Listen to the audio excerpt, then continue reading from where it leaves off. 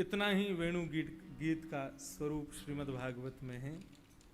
उस वेणु गीत के माध्यम से हम बस उस वेणु को, वंशी को, श्री राधा रानी को और उनके सुंदर इस स्वरूप को हम प्रणाम करते हैं कि वरहा पीडम नटवर वपु कर्णयो कर्णकारम विभ्रदवासः कनक कपिसं वैजयन्तीं च माला रन्ध्रान् वेणुमधर सुधया पूरयन् गोपवृन्दैः वृन्दारण्यं स्वपदरमणं प्राविशद गीत कीर्ति। एक बार केवल वेणु गीत के प्रत्येक श्लोक का भाव सूक्ष्म में हम लोग एक रिवीजन मात्र कर लें ताकि वो याद रहे आवे। तो वेणु का नाद भगवान ने वन में जाकर के किया। उस वेणु के नाद ने समस्त कृष्ण प्रेम में उन्मुक्त गोपियों के हृदय में ठाकुर जी के विभिन्न विभिन्न स्वरूपों को प्रकट किया। उन विभिन्न स्वरूपों को प्रकट होता देख गोपियों ने वेणु गीत गाया। कब गाया? शरद ऋतु में गाया। ठाकुर जी की लीला हो नहीं रही है सामने, लेकिन फिर भी उस लीला का दर्शन किया। अक्षणवताम फलमिदम प्रथम श्लोक के माध्यम से गोपियां समस्त वैष्णवों से कह रही हैं कि आंखों का धर्म केवल उनका दर्शन करना है, और किसी को आंखों से देखना ये आंखों का धर्म नहीं है। आंखों से केवल श्याम सुंदर का दर्शन हो, उसी में आंखों का साफल्य है। कैसे श्याम सुंदर? बोले कि जो ग्वाल बालों के संग में विचरण करते हुए वृंदावन में प्रवेश कर रहे हैं, अपने कटाक्ष कटीले नेत्रों से सबको मानो जैसे मदन करते हुए चल रहे हैं, सबका मानो जैसे मर्दन करते हुए चल रहे हैं, ऐसे कटीले नेत्र वाले ठाकुर जी का दर्शन करते हुए उनका दर्शन करना ही नेत्रों का धर्म है। उसके बाद में गोपियां कहती हैं कि भगवान का अधरामृत किसको मिलता है? वेणु को मिलता है। वेणु भगवान के अधरामृत की योग्यता कैसे प्राप्त करती है? क्योंकि उसने तपस्या की है। यदि आप भी भगवत प्राप्ति करना चाहते हैं, भगवान के अधरामृत का सेवन करना चाहते हैं, तो वेणु के समान तप करो। और वहां मैंने बताया था सहते शब्द के दो अर्थ। सहते शब्द के दो अर्थ, जो सहता है वही जीतता है।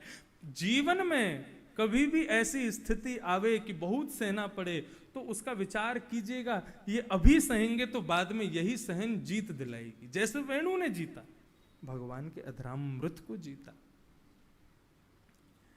इस प्रकार से गोपियों ने कहा, भैया सहो वेणु की तरह, तो हम भी जीत लेंगे एक दिन उनके अधरामृत को। और दूसरा अधरामृत कौन पीता है? यमुना। क्योंकि ठाकुर जी यमुना का जल कैसे पीते हैं? अच्छा, ठाकुर जी पी सकते हैं, हमको नहीं पीना चाहिए। कहीं हम लोग भी ठाकुर जी की तरह और मुख लगा करके यमुना जी को पिए। ठाकुर जी की पत्नी है यमुना, वे उनका आपस में ऐसा संयोग है, वो कर सकते हैं, लेकिन केवल उस चित्र को मन में धारण करो। अभी तक किसी चित्रकार ने भी ऐसा चित्र नहीं बनाया होगा कि ठाकुर जी मुख लगा करके यमुना का रसस्वादन कर रहे हैं, क्योंकि ये चित्र तो केवल गोपियां ही बना सकती हैं, और उन्होंने बनाया है ऐसा सुंदर चित्र। तो रसामृत, अधरामृत कौन पीता है? वेणु और या फिर यमुना। ये दोनों ही ठाकुर जी के अधरामृत की योग्य हैं। उसके बाद गोपियां क्या बता रही हैं? बोले ठाकुर जी जब वेणु बजाते हैं, तो वेणु बजाते हुए ठाकुर जी की वेणु को सुनकर के मयूर नृत्य करते हैं, और उन मयूरों के मध्य में ठाकुर जी भी नृत्य करते हैं। क्यों? क्योंकि चंचलात्मक भाव है भगवान का।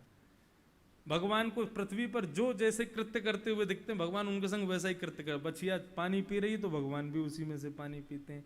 बछड़ा ग्वाल बाल नंगे पैर चरने जाते हैं, तो ठाकुर जी भी नंगे पैर ही चरने जाते हैं। ऐसा ठाकुर जी का भाव। मतलब आप भगवान के अनुगत हो जाओ, फिर करते करते भगवान आपके अनुगत हो जाएंगे। रास का मतलब क्या है? कल रास पंचाध्यायी का भाव है, गोपी गीत का भाव है कल की कथा में।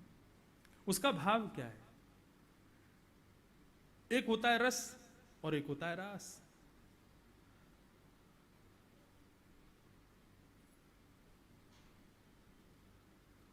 आपने रस लिया और उस रस का सेवन करते करते करते करते करते करते रस से आप परिपूर्ण हो गए। आप ठाकुर जी के दर्शन करने, राधारमण जी के दर्शन करने मंदिर में जाते हो, आप उनके दर्शन करने के लिए जाओ, वो रस है। लेकिन आपका रोज का नियम है कि आप ठाकुर जी के दर्शन करने जाते हो, किसी दिन आप नहीं जा पाओ तो ठाकुर जी आपके घर आ जाएं, वो रास है। समझ में आई बात? रस में भक्त भगवान के अधीन है और रास में भगवान भक्त के अधीन है। तो अपना मन इतना उन्मुक्त हो जाए रस में कि उस रस को पीने के लिए ठाकुर जी हमारे सामने आ जाएं, वही रास है। तो भगवान कह रहे हैं कि गोपियां कह रही हैं कि ठाकुर जी अपने अनुगत जितने भी, चाहे वो मयूर हो चाहे वो बछड़ा बछियां हो, वो उनकी तरह लीलाएं करने लगते हैं। मयूर की तरह नृत्य कर रहे हैं, गैया की तरह पानी पी रहे हैं। क्यों? इससे भगवान बताना चाह रहे हैं कि जो मेरे अनुगत है मैं उसी की तरह उसका अनुगत हो जाता हूं। ये भाव गोपियां इस भाव से कहना चाह रहे हैं। तीसरा भाव गोपियों ने कहा, अरे भैया अपने पर, हमें अपने पर कभी कभी पीड़ा होनी चाहिए हमें खुद को देख करके। क्यों? बोले हमसे ज्यादा श्रेष्ठ तो वो वन के पशु पक्षी हैं जो ठाकुर जी के सदैव निरंतर समीप निवास करते हैं। हमारी योग्यता नहीं है तभी तो ठाकुर जी हमें अपने पास नहीं रखते। आप राधारमण जी में दर्शन करने जाओ या बिहारी जी में दर्शन करने जाओ या द्वारिकाधीश में ही दर्शन करने चले जाओ, ठाकुर जी के विग्रहों के आसपास आपको इंसानों के पुतले नहीं दिखेंगे, लेकिन छोटी छोटी गैया, छोटे छोटे मयूर, छोटे छोटे सुंदर सुंदर पशु पक्षी दिख जाएंगे।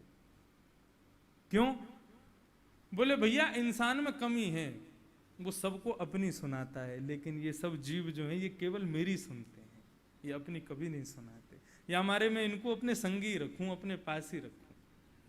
तो गोपियां उन हिरणों के भाव से यही कह रही हैं कि भैया धन्यास्म मूढ़ मतयोपि हिरण्य एता, वो हिरण हमसे ज्यादा श्रेष्ठ हैं जो ठाकुर जी के पास रहते हैं। क्यों रहते हैं? क्योंकि वे शांत हैं। भगवत सन्निधि का सबसे बड़ा नियम क्या है? यही है, अपनी भगवान को मत सुनाओ, खुद भी शांत रहो। अब जब दोनों शांत रहेंगे, किसी एक को तो बोलना पड़ेगा, तो ठाकुर जी बोलें ऐसा प्रयास करो। हम उनके सुनने वाले बने, उनको सुनाने वाले ना बन जाएं। सुनने सुनाने वाले दोनों में भेद क्या है? सुनाने वाले संसारी लोग जो अपने कष्ट भी बता रहे हैं, अपनी पीड़ा भी बता रहे हैं, अपनी सब दुख संकट सब ठाकुर जी के सामने प्रस्तुत कर रहे हैं, ये हो गए सुनाने वाले। लेकिन ठाकुर जी की ही कीर्ति का गान ठाकुर जी के सामने, ठाकुर जी के ही भक्तों का गान ठाकुर जी के सामने करने वाले लोग, वो ठाकुर जी को प्रिय होते हैं। अपनी पीड़ा ठाकुर जी के सामने प्रस्तुत नहीं, भगवान की ही क्रीड़ा और भगवान के ही भक्तों के सुंदर भाव ठाकुर जी के सामने प्रस्तुत करने चाहिए। ऐसा भाव गोपियां मानो इस भाव से यही कह रही है। इसलिए कह रही है कि वो धन्य है। कौन धन्य है? वो सभी हिरण और उनके सब समाज, वो धन्य है। उसके बाद में गोपियों ने गायों को श्रेष्ठ बताया, गायों के समूह को श्रेष्ठ बताया। क्यों श्रेष्ठ बता रही हैं? बोले ये गाय वही हैं जो वेणु की ध्वनि को सुनकर के गाय चरना भूल जाती है, बछड़े दूध पीना भूल जाते हैं। मतलब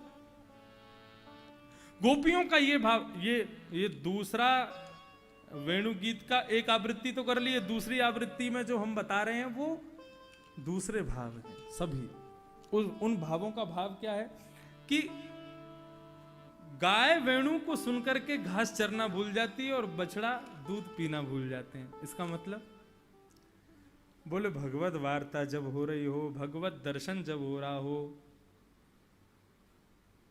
कोटिम तक्त्वा हरिम भजेत,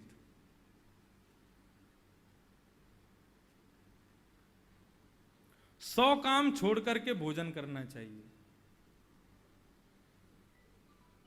यदि भोजन करते समय 100 काम भी आ जाएं तो उनको छोड़ो, पहले भोजन करो। और सहस्त्रम स्नानमाचरेत, 1000 काम छोड़ करके स्नान करना चाहिए। स्नान का समय है और 1000 काम आए, छोड़ दो, पहले स्नान करो। लक्षब विहाय दातव्यम, लाख काम छोड़ करके पहले दान करो। दान कर सौभाग्य मिल रहा है, उस समय लाख काम आ जाए, उनको छोड़ो, पहले दान करो। और भैया कोटिम तक्त्वा हरिम भजेत, करोड़ों काम आ जाएं लेकिन पता चल जाए कि बगल में कथा चल रही है, श्री राधा रमन जी के दर्शन खुल गए हैं, बगल में बिहारी जी के सुंदर दर्शन हो रहे हैं, तो करोड़ काम छोड़ के पहले दर्शन करो। गायों को श्रेष्ठ इसलिए गोपियां बता रही हैं, बोले वो अपना घास चरना भूल गई, गाय के बछड़े दूध पीना भूल गए उस वेणु की ध्वनि को सुन करके, हम भी ऐसे बने। ये भाव गोपियां कहना चाह रही। उसके बाद में गोपियों ने वर्णन किया किस प्रकार से यमुना भगवान के श्री चरणों में कमल दल अर्पित करने जाती है। यमुना की योग्यता नहीं है, क्योंकि यमुना बहती है, नदी है, वो चाकर के भी राधा रमन जी के प्रांगण में पहुंच जाएगी? नहीं पहुंच सकती। उसके लिए उसको पूरा वृंदावन डुबाना पड़ेगा, तब जाएगी वो राधा रमन जी के पास। लेकिन फिर भी किसी को पीड़ा ना पहुंचाते हुए यमुना ने किस प्रकार से ठाकुर जी के चरणों में वंदन किया। इसका मतलब गोपियां क्या कहना चाह रही हैं? अपनी अयोग्यताओं को मुख्य रख करके भगवान की भक्ति में चोरी मत करो, भगवान की भक्ति से बचने का प्रयास मत करो। नहीं तो सूरदास जी सबसे पहले बच जाते, बोले मैं तो देख ही नहीं सकता तो मैं आपका गुणानुवाद कैसे करूं। भगवान ने आपको यदि कोई योग्यता में कोई कमी छोड़ दी है तो उस अयोग्यता को ही साधन बना करके भगवत प्राप्ति कर लो। यमुना को श्रेष्ठ इस भाव से बताया गोपियों ने। और उसके बाद श्री हरिदास वर्य श्री गोवर्धन को श्रेष्ठ बताया। ये गोवर्धन श्रेष्ठ है। क्यों श्रेष्ठ है? बोले क्योंकि गोवर्धन के ऊपर भगवान के चरण चिन्ह गोवर्धन को मिल रहे हैं, वो तो बात यही है, लेकिन गोवर्धन के अंदर एक गुण है। किसका? सेवा का।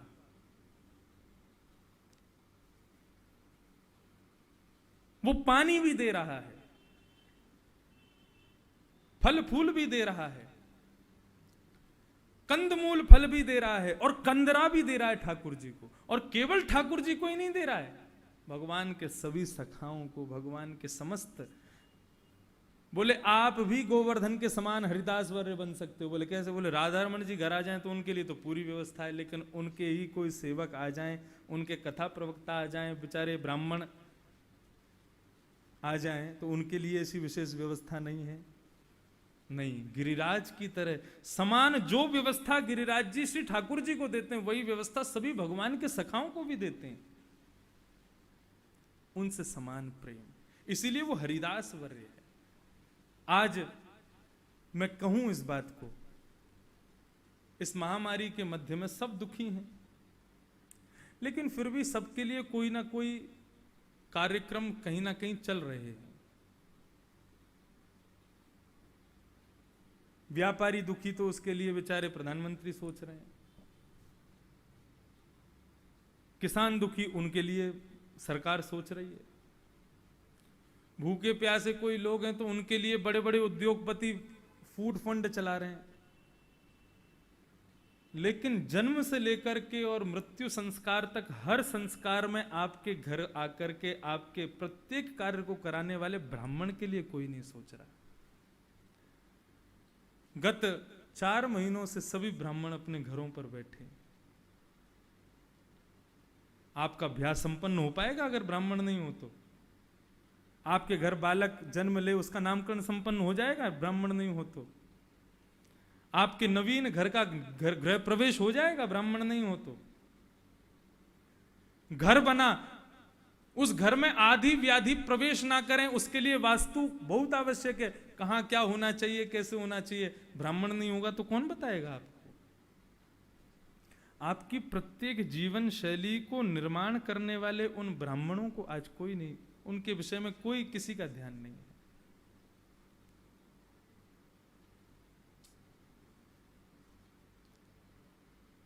समय निकालिए, कुछ नहीं। ब्राह्मण एकमात्र ऐसा व्यक्ति है संसार में जिसको कितने भी आप धन दे दो, 1 रुपया दो चाहे 1000 दो, आपसे कभी कुछ कह नहीं सकता।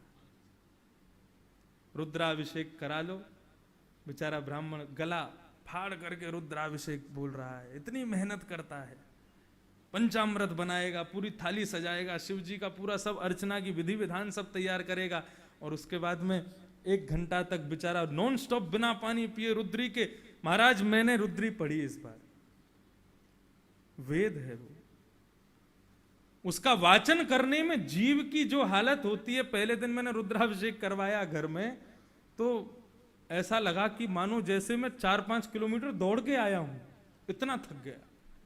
और उस समय पता चला ब्राह्मणों की कितने परिश्रम होते हैं।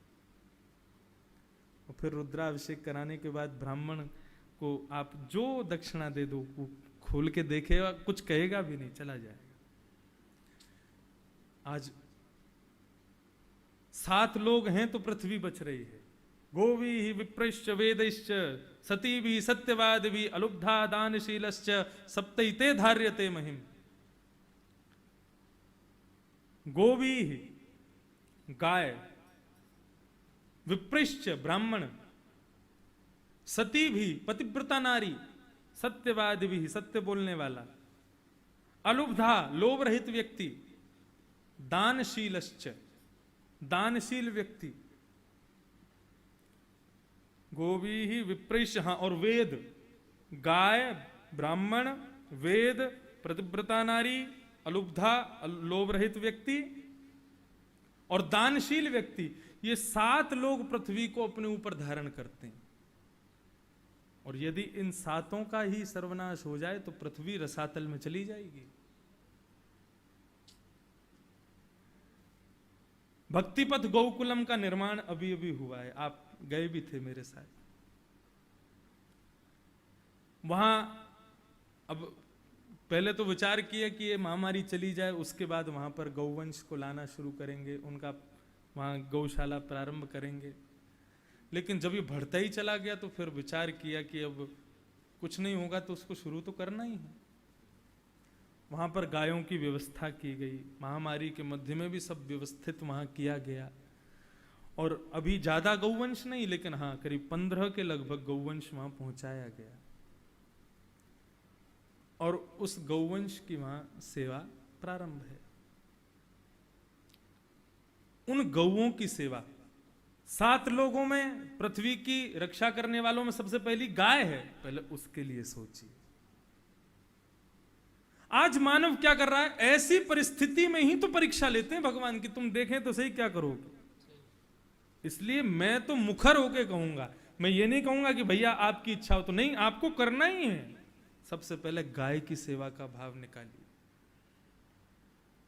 गोवी ही, उन गायों की सेवा के लिए क्या हम कर सकते हैं वो प्रयास कीजिए। आप सबके नगरों के आसपास भी गौशालाएं हैं, विचार करो महाराज, पर दिन का खर्चा एक एक गौशाला का कम से कम नहीं तो 15-15, 20-20 लाख रुपए है। कैसे कर रहे होंगे वो लोग, कैसे गायों को खिला रहे होंगे। आज अब विचार कीजिए, ब्राह्मण और संत ही सारी गौशालाएं चला रहे हैं, वही सब चला रहे हैं। अरे वो कहां से करेंगे इतना सब कुछ, विचार करना पड़ेगा उसके लिए। इसलिए सबसे पहले गाय का विचार कीजिए। आप अपने आसपास के गौशालाएं में देखिए, यदि वहां पर गाय हैं, उनके लिए कोई आवश्यकता हो थोड़ा सा करिए। और अपने साथ साथ कुछ लोगों को भी, आजकल जाने की तो आवश्यकता है नहीं, आप अपने घर बैठे ही कर सकते हैं।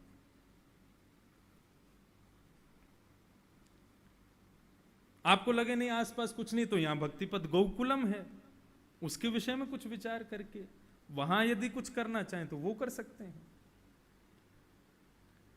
दूसरा, गायों के लिए कर दिया, अब ब्राह्मणों के लिए करो। गोवी ही विप्रश्च, ब्राह्मणों के लिए विचार करो।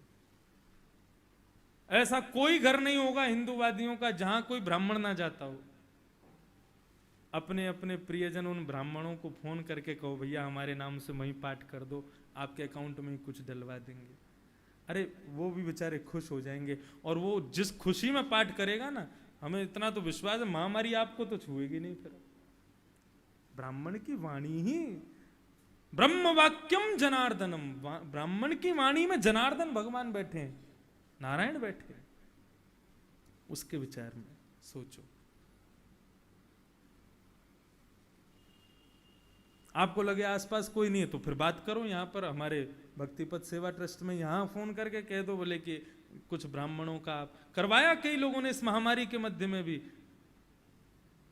ब्राह्मणों के द्वारा अभिषेक करवा रहे हैं, ब्राह्मणों के द्वारा ब्राह्मणों को भोजन करवा रहे हैं, ब्राह्मणों के द्वारा पाठ आदि करवा रहे हैं। हमसे फोन करके कह देते हैं आप करवा दो हमारी तरफ से। अच्छा है, कोई इतनी भयंकर दक्षिणा ब्राह्मण नहीं लेता, बहुत सूक्ष्म दक्षिणा लेता है। उसके बारे में सोचो। और फिर उसके बाद वेदैश्च,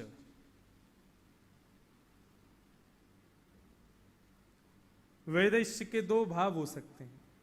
महामारी चल रही है, घर में बैठे हो, वेदों का पुराणों का अध्ययन करो। नहीं कर सकते हो तो अब जिस प्रकार से ये कथा हो रही है, अब 4 महीने से कोई कथा नहीं हुई और अगले 3-4 महीने का भी कोई भाव तो पता नहीं है होंगी भी कि नहीं। एडमंटन कनाडा से फोन आया, महाराज जी हमारी तरफ हमारी कथा वृंदावन में करो। भक्तिपथ परिवार एडमंटन ने कहा कि आप हमारी वहीं कथा कर दीजिए। कथा हुई, धीरे धीरे फिर ये बात थोड़ी फैली, कुछ लोगों को पता चली, तो हमारे जो वैष्णव जन पूरे भारत में रहते हैं भक्तिपथ परिवार के, उन लोगों ने थोड़ी थोड़ी धनराशि इकट्ठी कर करके बोले इसको आप सीधा प्रसारित भी करवा दो। कब से कथा नहीं सुनी हमसे। ये किसकी रक्षा है? ये वेदों की रक्षा। अरे ये प्रचलित नहीं होंगे तो फिर क्या होगा? कैसे बचेगा संसार? मैं और पिताजी, मुझे नहीं लगता हम एक भी दिन शांत बैठे। पहले पिताजी की भगवत वार्ताएं में यहाँ करवाता रहा, स्वयं की भक्तिपथ पाठशाला के द्वारा लोगों तक अपनी भावनाएं पहुंचाता रहा। कितनी भी विषम परिस्थिति थी लेकिन हम नहीं रहे, हम करते ही रहे कथा और प्रवचन आदि। वो जरूरी है। तो पहले विप्र नहीं, पहले गाय, फिर विप्र, फिर वेद। इन तीनों की रक्षा हो गई तो क्या होगा? सती भी, सत्यवादी भी, अलुब्धा, दानशीलश्च। 4 अपने आप बन जाएगा मनुष्य। पतिव्रता नारी का धर्म कहां बताया जाता है? कथाओं में ही तो बताया जाता है। आपने गाय, ब्राह्मण, वेदों की रक्षा की तो उनके माध्यम से स्त्रियों को पता चलेगा कि हमको पतिव्रता होना चाहिए। अलुब्धा, मनुष्य को लोभ रहित होना चाहिए, ये भी कथा के माध्यम से, ब्राह्मणों के माध्यम से पता चलेगा। दानशीलस्य, दानशील होना चाहिए, ये भी गाय, ब्राह्मण और वेदों से ही पता चलेगा। तो आपने घर बैठे बैठे इन 7 के विषय में यदि सोच लिया तो सप्तैते धार्यते महिम। ये 7 ही इस पृथ्वी को, जो अभी एक वायरस रूपी समुद्र में डूबती जा रही है, भगवान की दया से ये 7 यदि पुष्ट हो गए तो ये 7 इस नदी, जिस प्रकार बराह ने अपनी दाढ़ पर पृथ्वी को उठा लिया, वैसे ही ये सप्त स्वरूप ही पृथ्वी को पुनः बचा लेंगे। तो उन पर विचार कीजिए। तो गोपियां कह रही हैं हमने हरिदास वर्य से क्या सीखा? वो सबकी सेवा करती, सबकी सेवा करती। ऐसे गिरिराज जी को प्रणाम किया। इस प्रकार से गोपियों